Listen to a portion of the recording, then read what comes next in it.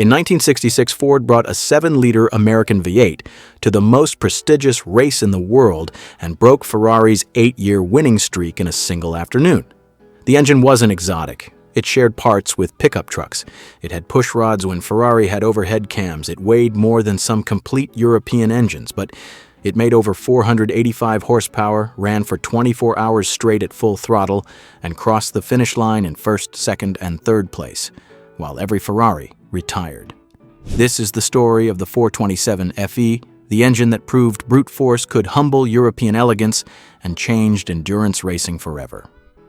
June 19, 1966. 4 p.m. Circuit de la Sarthe, Le Mans, France. 3 identical black and silver Ford GT40 S8 cross the finish line in formation. The crowd erupts, photographers scramble over barriers, and in the Ferrari paddock across the circuit, mechanics stand in silence, watching machines that were supposed to be inferior complete a perfect sweep. The engine that powered all 3 cars was the 427 FE, a pushrod V8, designed not in Maranello or Stuttgart, but in Dearborn, Michigan. It displaced 427 cubic inches, 7 full liters, nearly twice the size of Ferrari's V12. It had wedge-shaped combustion chambers, forged steel connecting rods, cross-bolted main caps, and a cast-iron block that weighed more than some entire European engines. It was not graceful. It was not sophisticated by European standards. It didn't rev to 9,000 RPM like a Ferrari, but it was unstoppable. Ford had entered Le Mans before. In 1964, every single car retired. Gearboxes exploded. Cooling systems failed. Suspensions collapsed. In 1965, they tried again with 7 entries. 0 finished. Ferrari won both years. Enzo Ferrari himself sent a telegram that reportedly read, "Better luck next year." But in 1966, everything changed. The 427 FE ran flawlessly for 24 hours, averaging over 125 miles per hour, enduring heat that climbed above 220 degrees Fahrenheit and the most punishing racetrack on Earth, the 8.5-mile Circuit de la Sarthe, with its 3-mile Mulsanne Straight, where cars reached 215 miles per hour in the dark. Ferrari had dominated this race since 1958. 8 consecutive victories. Enzo Ferrari himself had called endurance racing the ultimate proof of engineering superiority. His V12 engines were symphonies of precision, lightweight, high-revving, temperamental masterpieces. The 427 FE was the opposite, heavy, agricultural, derived from the same engine family that powered Ford trucks and sedans. It had 2 valves per cylinder when Ferrari had 4. It used pushrods when the Italians had overhead cams. But it had torque that felt like physics bending. Power delivery so broad that drivers could short shift and still accelerate harder than Ferrari's highly strung V12s. And durability, blessed, miraculous durability, that meant it could run at full throttle for an entire day without grenading internals. When those 3 GT40s crossed the line together, it wasn't just a win. It was a statement, proof that sometimes the best answer to elegance is overwhelming, relentless force.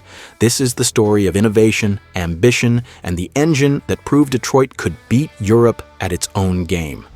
Picture this: the American automotive landscape of 1963. Horsepower was king. Cubic inches were currency. NASCAR ovals and drag strips celebrated brute force, but international road racing, mandi dubit, the kind that mattered in Europe, belonged entirely to Ferrari, Porsche, and Jaguar. Ford wanted in, not for prestige alone, but because Henry Ford II believed racing victories sold cars. More importantly, he'd been humiliated. In 1963, Ford had attempted to buy Ferrari outright. Negotiations advanced for months. Contracts were drafted. Engineers toured Maranello. Then, at the final hour, Enzo Ferrari walked away. According to reports, he called Henry Ford II a factory, an assembly line masquerading as a car maker. He said Ford made cars the way factories made refrigerators, with no soul, no passion, no artistry. The insult landed hard. Henry Ford II didn't just want a race, he wanted revenge. He wanted to destroy Ferrari so completely that Enzo would regret ever insulting American engineering. So Ford launched the GT program, a clean-sheet endurance racing effort aimed directly at Le Mans. They hired Carroll Shelby, the Texan racer who'd already won Le Mans in 1959 with Aston Martin. They poached British chassis designers from Lola. They committed tens of millions of dollars to a single goal: beat Ferrari at Le Mans. But they needed an engine, and not just any engine. Le Mans wasn't a sprint. It was 24 hours of sustained punishment, 3,000 miles at racing speeds. The engine had to produce over 450 horsepower. It had to survive temperatures above 220 degrees Fahrenheit. It had to maintain oil pressure during sustained high RPM operation. It had to be rebuildable in the pits if necessary. And critically, it had to be reliable enough that Ford could trust it to carry their reputation across an ocean. The first GT40 prototypes ran Ford's 289 small block V8, a brilliant engine, light and rev-happy, the same architecture that powered Mustangs. It made around 350 horsepower in racing trim, but it was undersized for the long straights of Le Mans, where top speed and sustained power delivery mattered more than quick revving. Engineers knew they needed more displacement, more torque, more thermal capacity. In 1965, Ford's engineers turned to the FE engine family, their big block V8 platform introduced in 1958. The FE had powered everything from Thunderbirds to farm trucks. It was proven, robust, and scalable. Ford settled on 427 cubic inches, 7 liters, the same displacement they were already campaigning in NASCAR. Big enough to make serious power, small enough to fit in the GT40's mid-engine layout, but Le Mans demanded sustained high RPM operation for hours, thermal stability through day and night temperature swings, oil control during high-speed cornering that would starve poorly designed lubrication systems, structural integrity under loads that stock blocks were never designed to handle, so they set out to transform a workhorse into a warhorse. Every weak point had to be eliminated. Every component examined, tested, and either approved or replaced. The 427 FE for Le Mans would share architecture with production engines, but almost nothing else, and every modification had to serve one goal: finish first or die trying. The 427 FE was not a clean-sheet race engine. It was an evolution, a systematic reinforcement of production architecture to withstand conditions no passenger car would ever face. Start with the block, cast iron, not aluminum. Yes, it added weight, nearly 150 pounds more than Ferrari's V12, but iron could absorb punishment that would shatter lighter alloys. It could handle thermal expansion during 24-hour stints where coolant temperatures spiked above 220 degrees and kept climbing. Ford's engineers thickened the main bearing webs and reinforced the cylinder walls. They cross-bolted the main caps, 4 bolts per cap instead of 2, to prevent crankshaft deflection under load. This wasn't standard practice in 1965. It became standard because the 427 FE proved it worked. The crankshaft itself was forged steel, not cast iron. Forging aligned the grain structure for maximum strength. Each journal was micro-polished to reduce friction. Fillet radii were enlarged and carefully radiused to resist fatigue cracks. The connecting rods were forged steel, shot peen to improve fatigue resistance. Full floating wrist pins allowed thermal expansion without binding. Pistons were forged aluminum with reinforced ringlands and deep valve reliefs. Compression ratio sat at 10.5 to 1, high enough for power, low enough to survive pump gas during testing. The camshaft was pure aggression, flat tappet design with solid lifters. Duration and lift were tuned for mid-range torque, not peak horsepower. The 427 FE didn't need to rev to 8,000 RPM like a Ferrari. It made peak torque at 5,200 RPM and pulled relentlessly from 3,000 to 6,500. That broad power band meant drivers could short shift through gearboxes and still accelerate hard out of corners. Valve springs were dual spring designs with dampers. Valves themselves were stainless steel with swirl-polished stems. Exhaust valves ran sodium-filled stems, liquid sodium inside hollow valve stems that sloshed back and forth, transferring heat away from the valve face. This technology came from aircraft engines and kept exhaust valve temperatures below critical failure thresholds. Breathing came through aluminum cylinder heads with wedge-shaped combustion chambers. Not hemispherical, not pent roof, just simple, efficient wedges that promoted controlled flame propagation. Intake ports were polished, but not overly enlarged. Ford's engineers understood that velocity mattered as much as volume. Too big, and you lose low-end torque. Too small, and you choke top-end power. The intake manifold was a low-rise aluminum dual-plane design feeding a quartet of Weber 48 IDA carburetors, 4 two-barrel carbs, 8 total throttle bores. Webers were temperamental, but they were also responsive and rebuildable, critical for a 24-hour race where mechanics might need to swap jets in the pits. Oil system was obsessive. Dry sump configuration with external pumps, multiple scavenging stages, and a remote oil cooler the size of a briefcase. At Le Mans, the GT40 would run for hours at sustained speeds above 200 miles per hour. Oil temperatures would climb, pressure had to stay constant. A single moment of oil starvation could seize a bearing and end the race. The exhaust was pure function, tubular steel headers merging into side exit pipes that routed heat away from the cockpit. Sound wasn't a concern. This engine wasn't meant to sing like a Ferrari, it was meant to bellow, growl, and refuse to brake. In dyno testing, the 427 FE produced 485 horsepower at 6,200 RPM and 480 pound-feet of torque at 5,200 RPM. Period magazines noted the power delivery felt linear, predictable, almost lazy, until you looked at the speedometer and realized you were doing 180 miles per hour in fourth gear. But every revolution brought risk. Every lap stressed components designed for streets, not circuits. The question wasn't whether the 427 FE was powerful, it was whether it could survive long enough to win. Le Mans, 1964, complete disaster.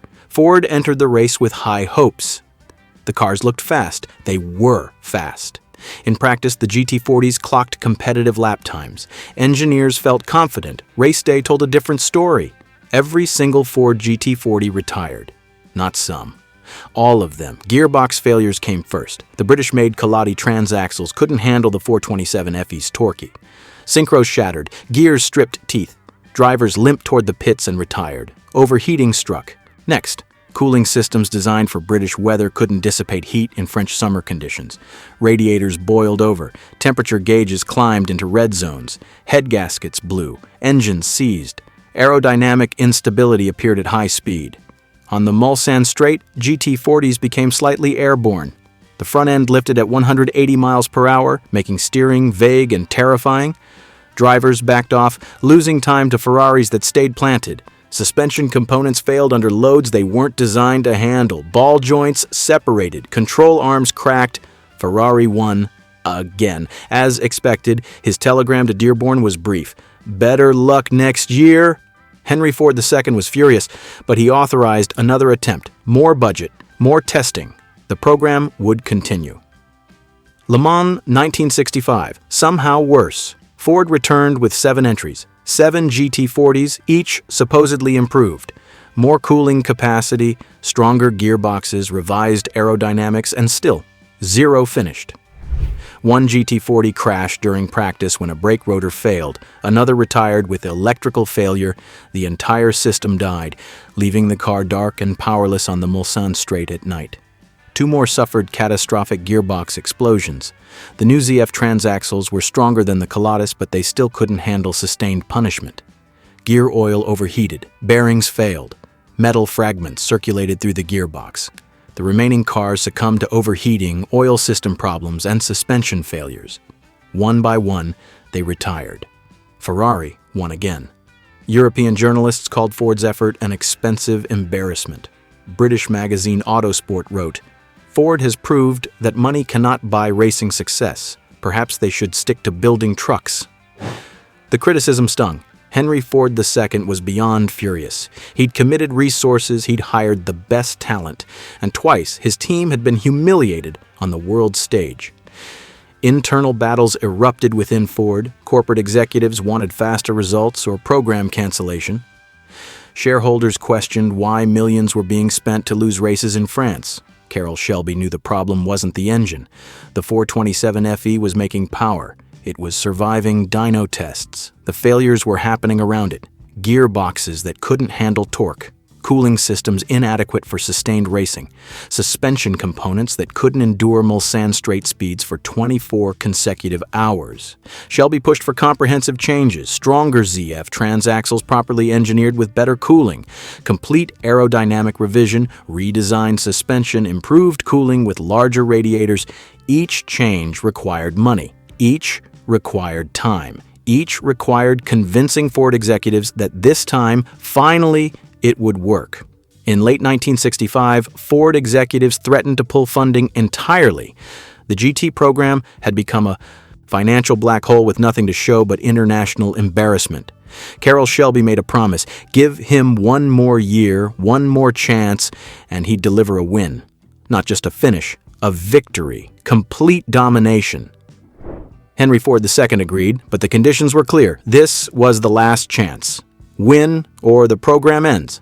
Le Mans 1966 was 8 months away. Every component had to be bulletproof, every weak point eliminated, every system had to work perfectly. And the 427 FE, the heart of the entire program, had to run flawlessly for 3,000 brutal miles without major failure. Failure was no longer an option. It was career-ending. June 19, 1966, 4 p.m. Circuit de la Sarthe. 3 Ford GT40s crossed the finish line at Le Mans in formation, side by side, black and silver bodywork gleaming, exhausts burbling, crowds roaring. First place, Chris Amon and Bruce McLaren, averaging 125.37 miles per hour over 24 hours. Second place, Ken Miles and Denny Hume, seconds behind. Third place, Ronnie Bucknam and Dick Hutcherson, right on their heels. Ferrari didn't finish. Their factory entries had retired hours earlier. Porsche's factory cars were gone too. The only cars ahead of Ford were Ford. The press erupted. Journalists who'd mocked Ford's attempts now scrambled to explain how an American pushrod V8 had just crushed the most advanced racing machinery in the world. Period magazines called it the most dominant performance in Le Mans history. Motor Trend wrote, Ford didn't just win Le Mans, they obliterated the competition. Road and Track noted that all three finishing GT40s were mechanically sound at race end. No heroic limp-ins, no last-lap miracles, just relentless, predictable speed. The 427 FE engines had run for 24 hours without major failure. No blown head gaskets, no spun bearings, no dropped valves. Oil pressure stayed consistent. Coolant temperatures remained stable. The Weber carburetors delivered fuel without complaint. Even the ZF transaxles, the components everyone feared, survived intact. Post-race teardown revealed minimal bearing wear, perfect cylinder wall condition, and piston rings that still sealed properly. Engineers who'd worried about durability found engines that could have run another 24 hours if necessary. Carroll Shelby later recalled that when the third GT40 crossed the line, he didn't feel relief. He felt vindication, 2 years of humiliation, 2 years of public failure erased in a single afternoon. The victory celebration was massive. Henry Ford II flew to Le Mans specifically for the finish. Photographs show him on the podium with Shelby, both men grinning. They'd stolen Ferrari's crown with an engine that shouldn't have worked according to European racing philosophy. Sales impact was immediate. Ford dealerships across America reported increased customer interest in Mustangs, Fairlanes, and Galaxies within days. The marketing message was simple. The same company that built your family car could beat Ferrari. Ford's advertising department moved quickly. Print ads featured GT40s with headlines like "Total Performance." Television commercials showed race footage.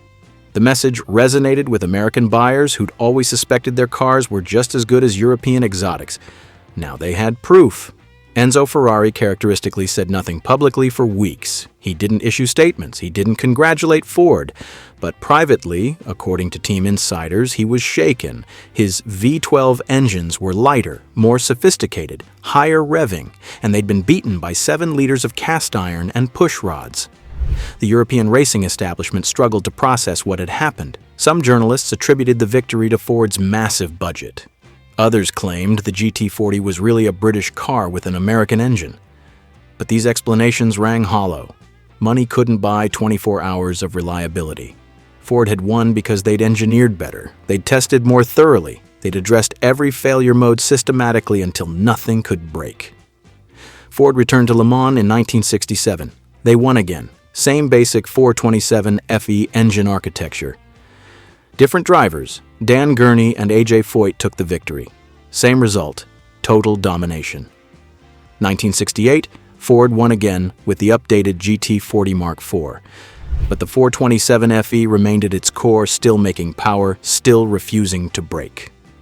1969, Ford won a fourth consecutive time with the GT40, now campaigned by privateer teams after Ford's factory withdrawal. John Wyer's Gulf-liveried GT40 took victory. 4 consecutive Le Mans victories. 4 years of Ferrari watching American engines dominate the race, Enzo considered his personal domain. The 427 FE had become a legend, not because it was exotic, because it worked when everything else failed. But history has a habit of rediscovering what it once discarded. The 427 FE's dominance at Le Mans didn't end in 1969. It echoed for decades, shaping American performance culture and influencing engineering decisions across the automotive industry. In the 1970s, as Ford withdrew from factory racing, privateer teams continued campaigning GT40s with 427 FE power. The engine's durability meant cars could be raced, rebuilt in garages with hand tools, and raced again. No expensive specialists required, no unobtainium parts. Just American iron, American ingenuity, and a parts catalog you could order from any Ford dealer. Vintage racing exploded in the 1980s as the cars that dominated the 1960s became collectible. Original Le Mans-winning GT40s transitioned from race cars to museum, pieces worth millions. But many GT40 replicas hit the track with 427 FE engines, keeping the sound and fury alive. Engine builders discovered the FE responded beautifully to modern modifications. Electronic fuel injection replaced carburetors. Modern engine management controlled timing with precision impossible in the 1960s. With modern technology, a well-built 427 FE could produce over 600 horsepower while running pump gas and maintaining street manners. The cast iron block that seemed like a liability in 1966 became an asset. All that thermal mass, stabilized temperatures, and damped vibrations. The simple wedge chamber heads flowed efficiently with proper porting. The pushrod valve train remained easy to maintain. By the 1990s, original Le Mans 427 FE race engines commanded six-figure prices at auction when they appeared, which was rarely because collectors refused to sell. These weren't just engines, they were pieces of motorsport history. When Ford launched the modern GT supercar in 2005, they honored the original GT40 with design cues that directly referenced the 1960s car. The headlight placement, the flying buttresses, the overall proportions. But the new car didn't use an FE engine. It ran a supercharged 5.4-liter modular V8, lighter, more efficient, more suitable for modern regulations. Progress demanded the change, but enthusiasts mourned the loss of character. The modular V8 was competent, even impressive, but it didn't sound like a 427 FE. It didn't have that deep, mechanical roar that felt like controlled explosions barely contained by cast iron. Because the 427 FE wasn't just powerful, it was visceral. You felt it in your chest when it fired. The first bark of ignition, the rumble settling into a mechanical idol that shook the ground. You heard it in your bones when it ran at full throttle. Not the high-pitched scream of a Ferrari V12, but a deep, thunderous bellow. It didn't sing like European engines. It roared, it growled, it snarled. The sound was primal, aggressive, unapologetic. It didn't ask for permission. It simply announced its presence and dared anything to challenge it. Today, the 427 FE remains relevant. Resto-mod builders drop them into Cobra replicas, vintage Mustangs, and custom hot rods. Modern fuel injection systems make them streetable and reliable. With proper engineering, a 427 FE can idle smoothly in traffic, cruise comfortably on highways, and still make 600 horsepower when you mat the throttle. The aftermarket support remains strong. Companies like Edelbrock and CompCam still manufacture FE parts.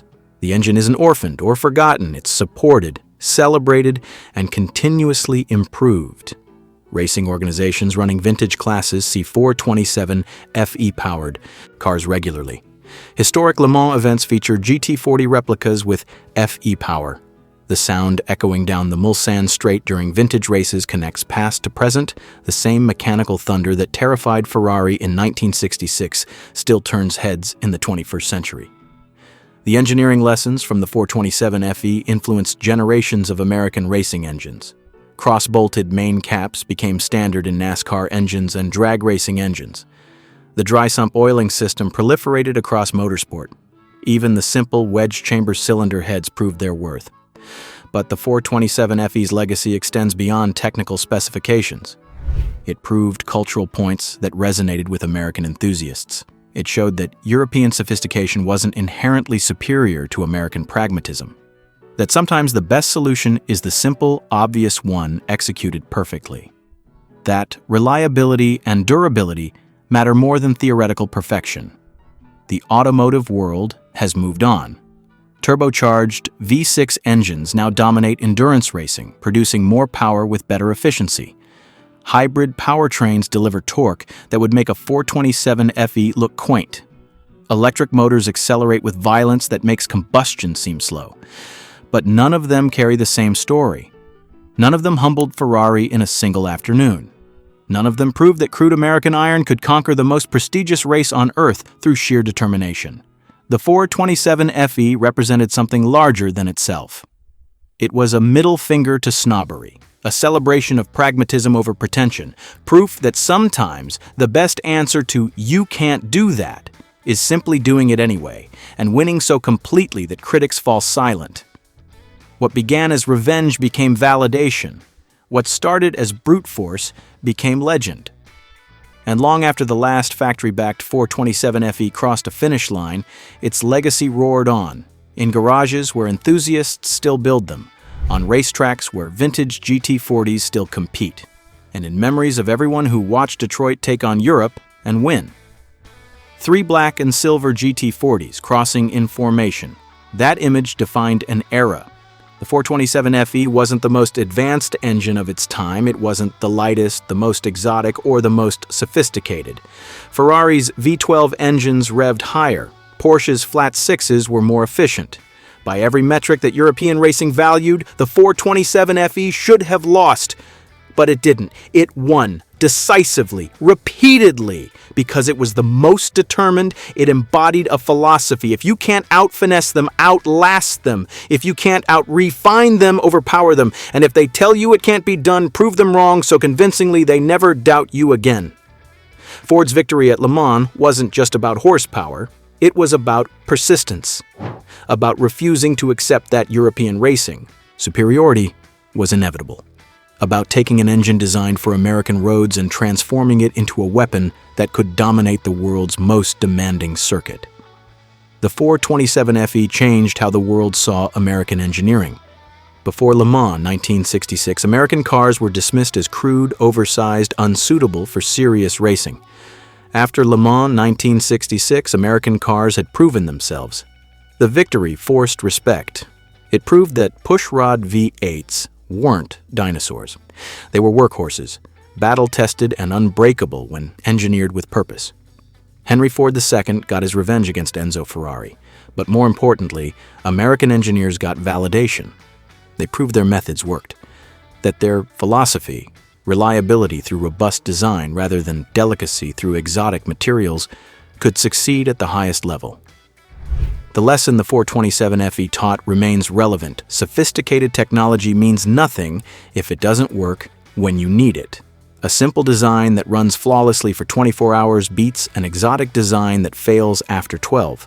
Reliability enables performance in ways that peak horsepower numbers can't capture. And it left a sound that still echoes today. A deep, mechanical roar that doesn't ask for approval, that doesn't apologize for its weight or its simplicity, that just runs and refuses to stop. Standing trackside at a vintage race when a GT40 with a 427 FE fires up remains a visceral experience. The ground vibrates. The sound hits you physically. It's not refined, it's not polite. It's raw mechanical force barely contained. Modern cars are faster. Modern engines are more efficient, but something was lost when engines became quiet and sanitized. The 427FE represented an era when engines had personality, when you could identify a car by sound alone, when performance meant something you could hear and feel. The three-car finish at Le Mans, 1966, remains one of the greatest moments in American motorsport history. Not just because Ford won, but because of what that victory represented. It proved that underdogs could beat institutions, that determination could overcome tradition, that American engineering deserved respect on the world stage. If you've ever heard a 427FE at full throttle, if you've stood trackside and felt that sound punch through your chest, drop a comment below. Share your story, because engines like this don't just move cars, they move people, they create memories that last lifetimes. If you've worked on FE engines, built them, raced them, or simply appreciated them, we want to hear about it. The 427FE community keeps this engine's legacy alive through knowledge sharing and preservation efforts. And if you've never experienced a 427FE but now want to, seek out vintage racing events where GT40s appear. Hear one run. Feel what 485 horsepower from 7 liters of American iron sounds like. Understand why this engine terrified Ferrari and changed racing forever. The 427FE proved that sometimes the best answer to sophistication is overwhelming competence. That simple, executed perfectly beats complex and fragile. That the American way, powerful, durable, relentless, still works when everyone says it shouldn't. Thanks for watching, and I'll see you in the next video.